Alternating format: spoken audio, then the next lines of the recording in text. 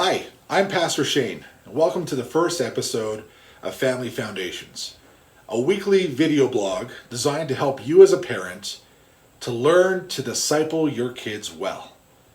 This episode is part one of a three-part series on understanding youth culture. I've spent over a decade working with youth and young adults from all kinds of backgrounds. And whether I was engaging with Christian kids or non-Christian kids, there was a staple truth that was true for everyone. We all live in a world of brokenness. And because of this brokenness, we easily want to align ourselves with something other than God. See, you can turn on the news or read stats from Barna or just talk with a fellow parent, and you probably would come to this conclusion. The world our young people are growing up in today is not a world that promotes Christian beliefs or biblical ideals and biblical living. But then again, and we're going to flesh this out more in part two, this is actually how things have always been. In the next few Family Foundations episodes, we're going to talk a bit about youth culture.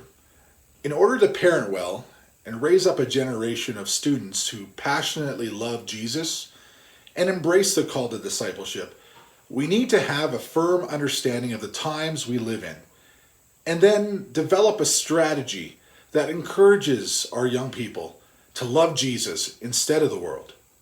Canadian pastor, speaker, author, and podcaster Carey Nieuwhof, he tweeted this out the other day. He said, "If you think attitudes about worship, racial justice, sexuality, economics, and even things like climate change aren't morphing where you live, i.e., folks around here are pretty traditional, then talk to a youth pastor. It seems as though our culture has been shifting, maybe at a quicker pace than what we're used to, maybe in quicker pace than in times past. And this is asking for us as parents to be vigilant, and it can be daunting at times to try to keep up with the influences that our students face. But it is an important task. 5 to 7 years ago, sexting, which is the distribution of nude or pornographic pictures of oneself over text message, was classified as dirty, and it wasn't mainstream at all. But today, 21% of teenage girls and 39% of teenage boys have admitted to actually sexting.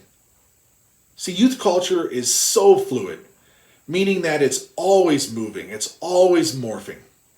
And there's always something new that is being created and shared. So as parents, we have a very good reason to stay on top of things. So let's define what we mean when we say youth culture. Andy Crouch, in his book Culture Making, he defines culture as what we are trying to make of the world. Every person, no matter what, has the ability to build culture. And it's important to note that everyone can build culture because every single person on the earth is actually made in the image of God. And as image bearers of the Creator, our unique design as humans gives us the ability to also make something of the world. So we are all trying very hard to make something of the world. See, we all have the ability to create. Now, only God has the ability to create ex nihilo, which means God can create out of nothing. We as humans, though, do not have that ability. We can only create based upon the materials that are already given to us. So then, what are the types of things that we create that actually constitutes culture? Well, these would include things like language or music, art, beliefs, behaviors, environments, and laws. Anything that can be created can be culture, but it does not actually become culture until that which is created is shared with others. So why does a chef make food? Or why does a musician make music? Or why does a programmer make a video game? It's because they're trying to share something with people. Everything that we are trying to make in this world, we're doing so because it's in our nature to share with others. Think about the world that God even made for us. Every waterfall or mountain peak, the sunsets, the sunrises, the peach trees on the fruit tree in the Okanagan. Everything God made was designed to be shared with us. So culture is what we make of the world by creating and sharing what we create. Youth culture is a specific culture of creating and sharing that is targeted at youth. And youth culture is actually a subculture, meaning it's a culture that is built into another culture. And this is very normal for culture. In fact, we all live and operate in multiple cultures all at the same time. Your house, you would be a specific culture. Your work, your extended family, your ethnic background, say if you're Irish or Jewish, you would have a specific culture. Your religious background maybe has its own culture. Being a Canadian, it comes with its own cultural distinctions, like we're always apologizing, or we live in igloos, or just drink nothing but maple syrup. See, we all function in multiple cultures all at the same time. And youth culture is a specific culture that specifically creates and shares within the teenage demographic. And it's a culture that is highly influenced by media, entertainment, fashion, and technology. And every day, something new is created and shared that is specifically directed at engaging youth. Now, the majority of youth culture gets shared through media. Now, it would be wrong to label all media as bad. Media in itself is not bad. In fact, it is a useful tool. I'm using media right now to help you to disciple your kids. But it's often the message of the media which is shared with our young people, messages that are contrary to biblical truth, that can really harm our young people. And as a parent, we need to think about how much media our young people are ingesting. From music videos, movies, YouTube, video games, Facebook, Twitter, Instagram, TikTok. See, the average teen spends over 5 hours a day ingesting media, usually through screens.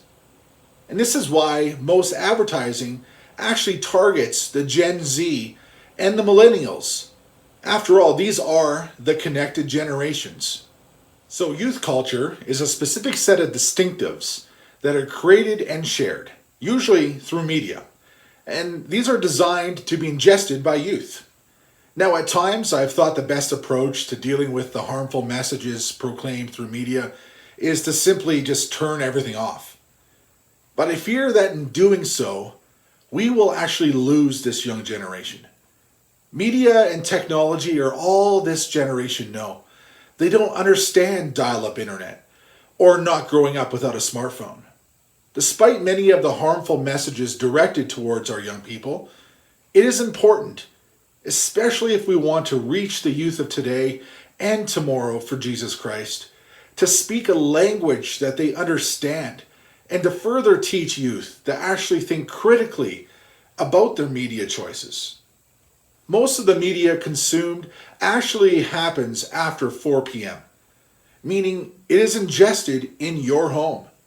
And this makes your home then the perfect place for you as a parent to get to know what your young people are doing, just how connected they are, and to then work at countering harmful messages if you do find them. Here are a few questions for you to continue to ponder this week. And if you would like to further discuss, or if you have a question or a comment, please feel free to send me an email. Thanks for watching, and we'll see you next time.